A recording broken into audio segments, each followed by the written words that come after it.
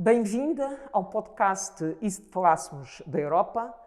E começo exatamente por agradecer a sua disponibilidade para estar aqui neste podcast em que falamos da Europa. Neste caso falaremos da Europa do lado da investigação e Elvira Fortunato é uma investigadora que tem recebido imensos prémios recentemente.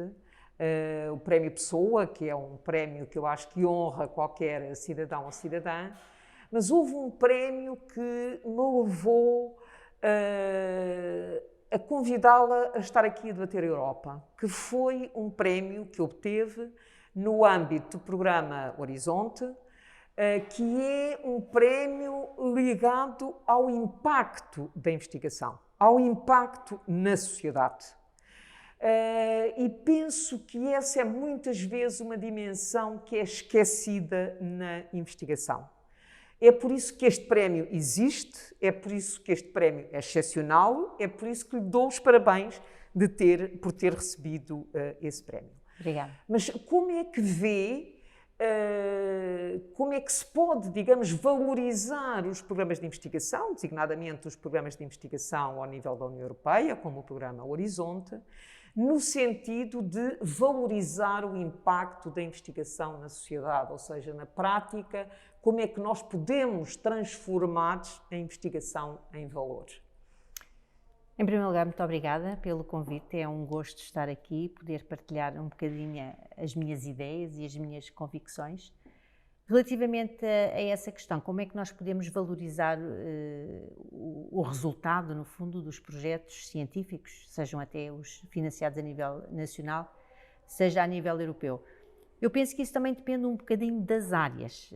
Se calhar nem todas as áreas têm uma aplicabilidade imediata, como se calhar têm no caso das engenharias. Eu tenho a sorte e o gosto de trabalhar numa área que é mais aplicada, é uma área que talvez consiga chegar a protótipos e junto de empresas de uma forma, se calhar, mais rápida do que uma área, se calhar, mais fundamental, ou dita fundamental, muito embora eu hoje em dia acho que já não existe mesmo, em termos de ciência, aquela noção tão diferente entre a investigação fundamental e a investigação aplicada. Eu acho que elas hoje em dia estão um bocadinho embebidas uma na outra.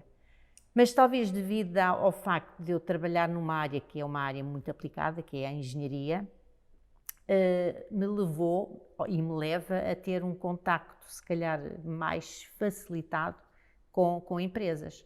Ora, se havendo um canal mais facilitado com empresas, não só a nível de projetos, mas a nível mesmo de contratos, nós somos solicitados por grandes empresas internacionais para fazer prestação de serviços, para realizar trabalho específico no âmbito de projetos. Por exemplo, nós tivemos um contrato com a Samsung, diretamente na Coreia do Sul, em que eles, face ao trabalho de investigação que tínhamos, e isso está relacionado com o prémio que eu ganhei o ano passado do Horizonte, relacionado com um projeto que eu submeti ao Horizon Impact, esse trabalho era um trabalho muito específico em que, com base na investigação que nós fazíamos, tínhamos que desenvolver aqui nos nossos laboratórios um protocolo para fabricar uns transistores com umas determinadas especificações.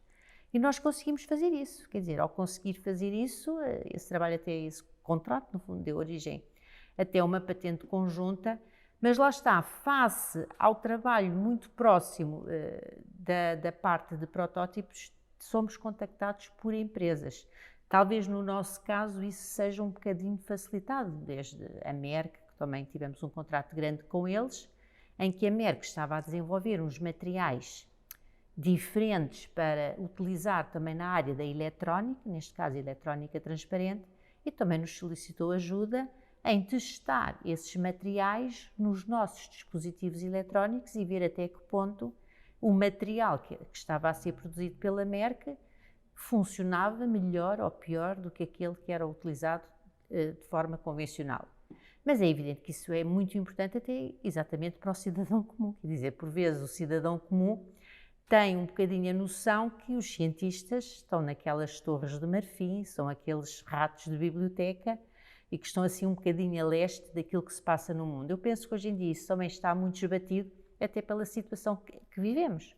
Eu penso que com a Covid e com a pandemia, isso mostrou também ao cidadão comum a importância que a ciência tem. Se não houvesse ciência e se não houvesse investimento em ciência, e se não houvesse também trabalho em equipa, até em termos mundiais, porque é preciso, para quando nós queremos chegar a um determinado objetivo, temos que investir e temos que ter pessoas a trabalhar nessa área. Penso que face a termos tido vacinas de uma forma tão rápida, nunca tínhamos tido a produção de uma vacina num espaço de tempo tão curto, mostra a todos nós a importância que a ciência e a investigação têm hoje em dia. Penso que aí até o cidadão, acho que hoje em dia aceita muito melhor e acha que se deve investir até mais na área da ciência.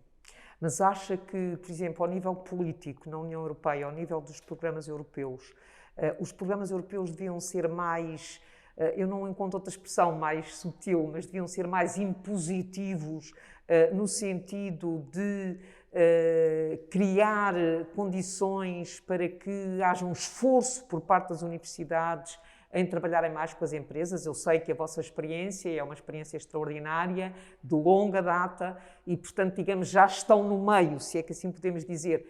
Há outras escolas, outras universidades que não têm a mesma cultura. Ou seja, acha que os programas europeus podem, eles próprios, impulsionar essa colaboração com as empresas, quer a nível nacional, quer a nível europeu, quer depois participando em redes europeias, participar em redes mundiais? Eu acho que isso até já é feito. O próprio H2020 já tinha uma participação, ou seja, não era obrigatório, mas era recomendado que em praticamente todos os programas da Comissão Europeia, as várias chamadas, existissem sempre empresas. É evidente que isso já, pelo menos nos últimos 7 anos, isso foi mais ou menos um bocadinho a tónica. Aliás, até houve alguma crítica por parte de alguns cientistas, exatamente porque achavam que o financiamento na área da investigação estava a ser utilizado de uma forma muito aplicada, muito envolvendo empresas. É evidente que temos um outro mecanismo, que é o European Research Council, que aí financia a ideia pela ideia. Portanto, é o Blue Sky, não tem nada a ver com... Onde esteve, se não estou em erro, entre 2014 e 2015. Com a entrada, penso que em 2015, eu estive a ver a sua entrada para esse Conselho Europeu de Investigação e foi mais ou menos na altura em que eu saí da Comissão Europeia. Isso mas, foi portanto, a Comissão de Aconselhamento Científico, Steve. Eu estava a falar do European Research Council, que é um outro mecanismo da Comissão Europeia que financia projetos de investigação científica em todas as áreas e que não estão ligados ou podem estar em empresas. Portanto, é a investigação pela investigação. Eu penso que existe tem havido até um bom equilíbrio entre a parte mais fundamental e a parte das empresas. Aliás, isso agora também está a ser um bocadinho discutido em termos nacionais, com o próprio Programa de Recuperação e Resiliência, em que tem que haver, por exemplo, especialmente na componente 5, tem que haver um envolvimento grande por parte das empresas, porque se nós queremos também utilizar esses fundos para dinamizar, para capacitar, para rejuvenescer a indústria nacional, nós temos que investir nas indústrias. Mas claro, isso que seja sempre feito em conjunto com as universidades. Que não esqueçam as universidades, porque o conhecimento está nas universidades e temos excelente conhecimento gerado a nível nacional. Mas isso leva-me a uma questão que é uma preocupação ao nível europeu, é que haja 3% do produto interno bruto que seja orientado para a ciência. Sabemos que era um objetivo para 2020, não foi, mas é um objetivo que continua, digamos, em cima da mesa. E esse objetivo pode atingir-se por via do investimento público e por via do investimento privado e o investimento público que pode alavancar investimento privado. Como é que vê o progresso em termos de financiamento, de atingir esse objetivo dos 3% para a ciência? Nós, neste momento, temos esse objetivo em cima da mesa até 2030. Exatamente. Eu penso que... Mas já passou de 2020 para 2030, 2030, porque era um objetivo para 2020 ao nível europeu. Eu penso que a ciência, a nível nacional, ficava extremamente contente se isso fosse conseguido. Eu, mesmo sendo otimista, mas tendo em linha de conta aquilo que se passou, não sei se vamos lá chegar. Não sei, gostava muito porque, como já disse, é extremamente importante investir no conhecimento. Mas, acima de tudo, é importante que as empresas, falou no investimento privado, é importante que as empresas também invistam em investigação. Não seja só a parte do Estado, a parte pública. E isso é que eu acho que, a nível nacional, há já muitos bons exemplos, com vários projetos.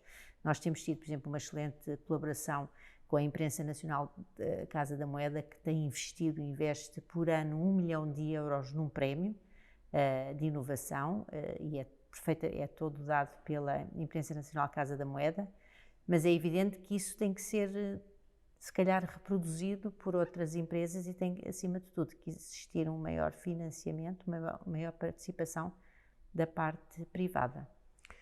Sim, dificilmente é possível chegar a atingir esse objetivo só com investimento público, mas Claro. penso que ao nível europeu, quando esse objetivo foi fixado, havia muito essa noção que só uma participação dos dois lados permitiria atingir esse objetivo. Há uma questão que eu gostaria de destacar daquilo que disse, que é a questão, e que aí, digamos, as universidades e os centros de investigação, a academia têm um papel fundamental, que é na investigação fundamental, ou seja, penso que hoje é claro para as pessoas exatamente que a vacina foi possível em tão curto espaço de tempo, porque havia muita investigação, digamos, fundamental, que permitiu acelerar o processo de descoberta. Embora nós estejamos todos muito descontentes com a velocidade e queiramos ter uma vacinação mais rápida, o que é facto é que temos a vacina ao fim deste tempo, também porque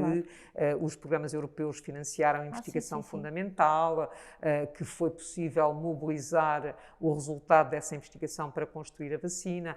Penso que estou completamente de acordo que nós não podemos, ao orientar a investigação para a empresa, e nesta colaboração universidade-empresa, desvalorizar a dimensão da investigação fundamental. Eu sei que foi uma questão muito discutida, designadamente já no 7º Programa Quadro, que antecedeu o Europa 2020, o Horizonte 2020, que é, de facto, conseguir assegurar que há uma parte do financiamento que é para a investigação fundamental, porque já na altura havia uma crítica à desvalorização da investigação fundamental e à valorização da investigação orientada exclusivamente para, digamos, para a economia e para o investimento, etc. E aí tem o European Research Council, que desempenha um papel fundamental. Um papel fundamental, sem dúvida. Nesta área. Há uma outra questão que eu gostaria de abordar e que é a seguinte. O programa Horizonte Europa foi um dos programas que beneficiou do aumento do seu envelope financeiro. Durante a negociação do quadro financeiro plurianual, nós conseguimos aumentar em 16 mil milhões de euros o orçamento da União Europeia. Desses 16, 11 mil milhões eram aquilo que nós chamamos fresh money, dinheiro fresco, e o programa de Horizonte foi considerado um programa prioritário, o programa Horizonte Europa, e nós conseguimos aumentar em 4 mil milhões o orçamento do programa Horizonte Europa, com uma parte deste acréscimo e outra parte com dinheiros não utilizados e que estavam disponíveis e podiam ser mobilizados para o programa Horizonte Europa. Mas não foi só, digamos, o aumento do orçamento que foi importante. Ou seja, nós nesta negociação com o Conselho, o Parlamento Europeu com o Conselho, fixámos, eu diria, 3 pilares de natureza horizontal, ou seja, que atravessam todo o orçamento plurianual da União Europeia 2021-2027. Combate às alterações climáticas, a biodiversidade e a igualdade de género. Portanto, são 3 questões que nós acordámos com o Conselho, que o Parlamento Europeu acordou com o Conselho e votou, o Parlamento Europeu e votou o Conselho, e, portanto, passaram a ser regulamento, passaram a ser lei, e destes 3 fatores. A questão da igualdade de género é uma questão que eu sei que, tanto quanto tenho lido de entrevistas que tem dado e declarações que tem feito sobre esta matéria, sei que é uma questão que a preocupa. Sei que é uma questão que a preocupa e achei, aliás, muito interessante declarações que fez recentemente, porque eu acho que, mesmo nas questões da igualdade de género e da investigação, a igualdade de género na investigação, há ainda hoje uma tendência para os investigadores do tema de igualdade de género, da problemática da igualdade de género, e outros investigadores de outras áreas. Portanto, a igualdade de género como área de investigação específica. E achei muito interessante que a igualdade de género não é, digamos, o tema de investigação essencial da Elvira, mas manifestou preocupação no sentido da promoção da igualdade de género. Da promoção da igualdade de género, quer nos projetos e nas equipas de projetos de investigação, designadamente os projetos financiados no quadro do programa Horizonte Europa, e dava, aliás, a ideia de que gostaria que houvesse aqui alguma, eu diria, obrigação em matéria de igualdade de género. E exatamente por isso fui analisar o regulamento do programa Horizonte Europa para ver se finalmente os objetivos e também os objetivos da Elvira estavam contemplados. E no programa Horizonte Europa, numa publicação recente da comissária Maria Gabriela, ela explica exatamente quais são as novidades essenciais para o programa Horizonte Europa. E uma das novidades em matéria de igualdade de género é nada mais, nada menos do que um critério de elegibilidade. E isto é muito forte. Em matéria de participação no programa, um critério de elegibilidade é um critério forte. E o que está determinado é que, para ser elegível uma instituição, instituições públicas, organismos de investigação, de ensino superior ou outros estabelecimentos, para que eles sejam elegíveis no programa Horizonte Europa, têm que, a partir de 2022, há aqui um ano de preparação, a partir de 2022 têm que ter um plano de igualdade de género na sua instituição. Sendo isto, digamos, um instrumento forte para promover a igualdade de género. E eu gostava de perguntar a Elvira se está satisfeita com esta regra de elegibilidade e, sobretudo, se acha que isto pode vir a ser eficaz. Sim, estou muito satisfeita com essa regra e com essa obrigatoriedade e acho que vai ser eficaz. Aliás, eu durante muitos anos fui sempre contra as cotas, porque achava que as mulheres deveriam chegar às posições de topo por mérito. Eu neste momento sou a favor de cotas, porque já tenho 56 anos e ao fim destes anos todos já reparei que isso não é possível e continuamos a falar neste assunto e é sempre um problema ainda nos dias de hoje. Portanto, fico muito contente que isto seja uma obrigatoriedade.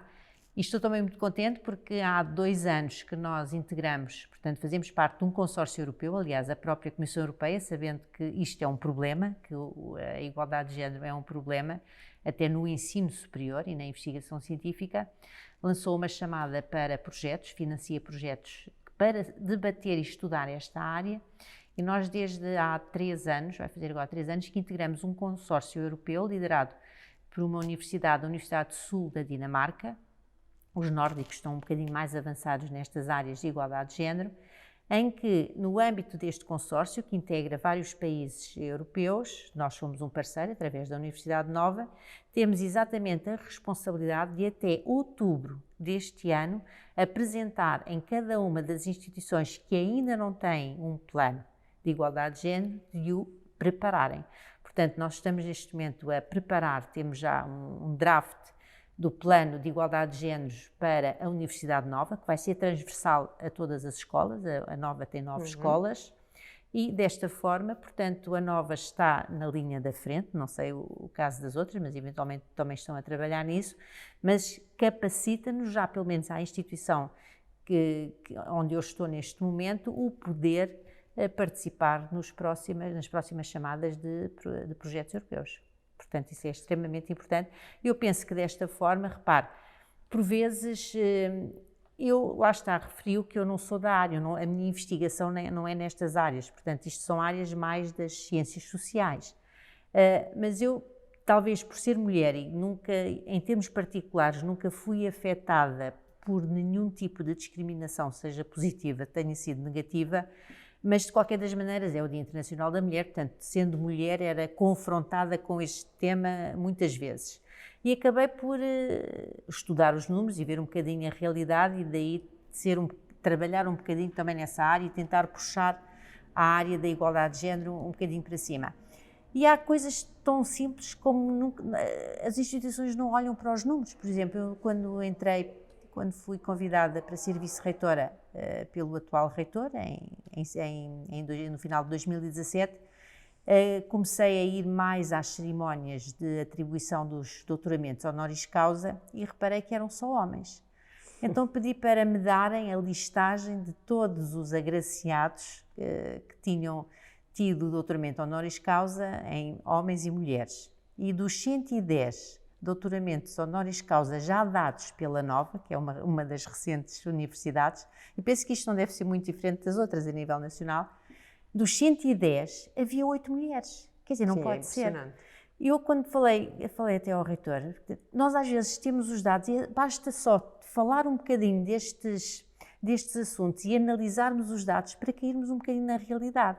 Realmente não faz sentido, até para um doutoramento honoris causa, atribuir, ter em 110 só 8 mulheres. Portanto, menos de 1%. Portanto, acho que há uma série de dados e nós temos estado a trabalhar nesses dados, seja a nível, basicamente, no ensino superior, mesmo a nível de professoras catedráticas. Há muito mais homens do que mulheres. Mesmo assim, a Nova não está mal, porque temos uma percentagem de 22% de mulheres como professoras catedráticas. Mas muito inferior à percentagem de mulheres na carreira. Muito inferior à percentagem de mulheres carreira, mas muito superior, por exemplo, à mesma percentagem no caso da Alemanha. Portanto, nesse aspecto, até temos alguns indicadores mais positivos do que outros países. Mas é evidente que fico muito contente, vou daqui muito satisfeita. Só tinha uma questão final, que é uma questão que é muito discutida, mas gostava de ter muito a sua percepção, que é o seguinte, é a questão da excelência. Ou seja, enquanto nos fundos de coesão, nos fundos agrícolas, cada país sabe quanto é que vai receber à partida, tem um envelope financeiro para o período orçamental 2021-2027. No caso do Horizonte, isso não existe. No caso dos programas europeus, os envelopes financeiros não existem. E, portanto, as instituições concorrem com instituições de outros países, integradas em consórcios, e confrontam-se com consórcios de outros países e com outras instituições. Eu tenho a noção de que as instituições portuguesas hoje têm, de facto, uma excelência enorme e um conhecimento enorme na participação neste tipo de concursos. Eu gostava de saber a sua opinião, ou seja, acha que nós ganhávamos em ter, à partida, ter um envelope financeiro atribuído, ou acha que esta forma de concurso em que uma instituição integra um consórcio com instituições de outros países dá uma dimensão europeia mais interessante e mais promotora do futuro da investigação e dos resultados da investigação também? Pois não, é um modelo que vamos ver como é que vai funcionar. Não, ainda não sabemos porque ele não existia. De qualquer das maneiras, acho que é mais competitivo. É mais competitivo, É mais sem dúvida. competitivo e nós temos a dimensão que temos e não sei se em todas as áreas teremos essa excelência ou teremos um arcabouço suficiente para poder negociar, porque depois nesses consórcios há que argumentar muito bem e há que negociar muito bem para fazer. Sim, isso sem dúvida. Aliás, é muito interessante, se quisermos voltar à questão da igualdade de género, porque também há regras no que diz respeito, por exemplo, aos painéis de seleção. Tem que haver igualdade de género nos painéis de seleção, nos comitês consultivos, dos programas, etc. Isso é importante. Esta questão que eu levantei é uma questão que é polémica. Eu penso que há que assegurar, de uma forma ou de outra, um equilíbrio regional. Não podemos repetir o que temos noutras gerações anteriores do Horizonte, quer seja no Horizonte 2020, quer nos diferentes programas quadro. Deve haver um mecanismo para assegurar um equilíbrio regional. Penso que há que fazer um esforço de participação. Tenho também um pouco essa sensação de que há áreas em que Portugal e as instituições portuguesas estão muito bem posicionadas nos consórcios europeus, noutras estaremos menos. Mas penso que aqui tem que haver também um apoio por parte do governo e das instituições de investigação nacionais, no sentido de poder assegurar, embora Portugal tenha feito muitos progressos nesta matéria. Sem dúvida. Mas penso que há aqui um esforço ainda a fazer. Muito obrigada, agradeço imenso a sua participação neste podcast e se falássemos da Europa, hoje falámos da Europa do lado da investigação, com outras componentes e, antes de terminar, mais uma vez, felicito-a por todos os prémios, quer europeus, quer nacionais, quer internacionais, que tem recebido, que acho que honram a ciência em Portugal. Muito obrigada. Muito obrigada pelo convite.